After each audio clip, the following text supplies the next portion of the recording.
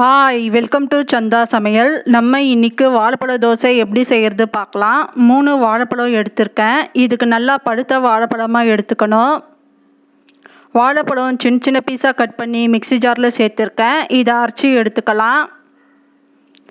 இப்போ வாழைப்பழத்தை இந்த மாதிரி நல்லா அரைச்சி எடுத்திருக்கேன். 1/4 கிலோ வெல்லம் எடுத்திருக்கேன். வெல்லத்தில் 1/2 டம்ளர் அளவு தண்ணி சேர்த்துருக்கேன். இப்போ வெல்லத்தை காய்ச்சி எடுத்துக்கலாம். 1/2 கப் அளவு கோதுமை மாவு சேர்த்துக்கலாம்.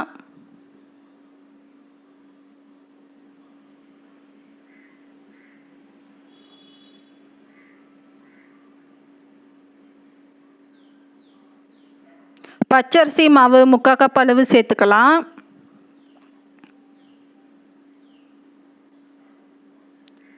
உப்பு கொஞ்சமாக சேர்த்துக்கலாம். 4 ஏலக்காய் இடித்து பவுடர் பண்ணி எடுத்திருக்கேன். ஏலக்காய் பவுடர் சேர்த்துக்கலாம்.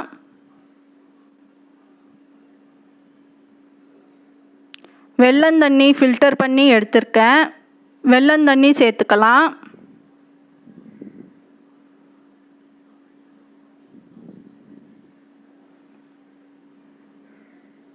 இப்போ அரைச்ச வாழைப்பழம் சேர்த்துக்கலாம்.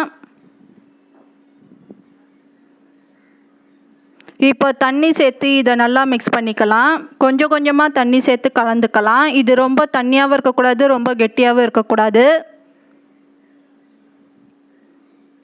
மாவில் கொஞ்சம் கொஞ்சமாக தண்ணி சேர்த்து மிக்ஸ் பண்ணியிருக்கேன். ஸ்டவ் ஆன் பண்ணி தவா வச்சுருக்கேன். தவா ஹீட் ஆனதும் நெய் சேர்த்துக்கலாம். நெய் சேர்த்துட்டு ஸ்ப்ரெட் பண்ணிக்கலாம்.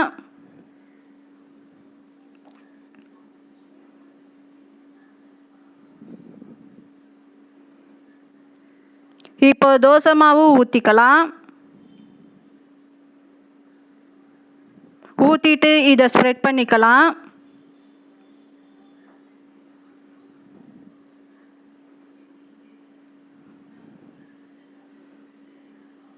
இப்போ நெய் சேர்த்துக்கலாம்.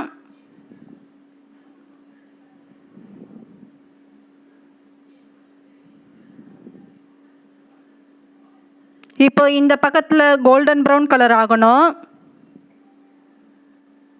இப்போ திருப்பி போட்டிருக்கேன். இந்த பக்கத்துலேயும் கோல்டன் ப்ரௌன் கலர் ஆகணும். இப்போ நமக்கு வாழைப்பழ தோசை ரெடி ஆயிடுச்சு. இந்த சேனல் பிடிச்சிருந்தா லைக் பண்ணுங்கள், ஷேர் பண்ணுங்கள், சப்ஸ்கிரைப் பண்ணுங்கள்.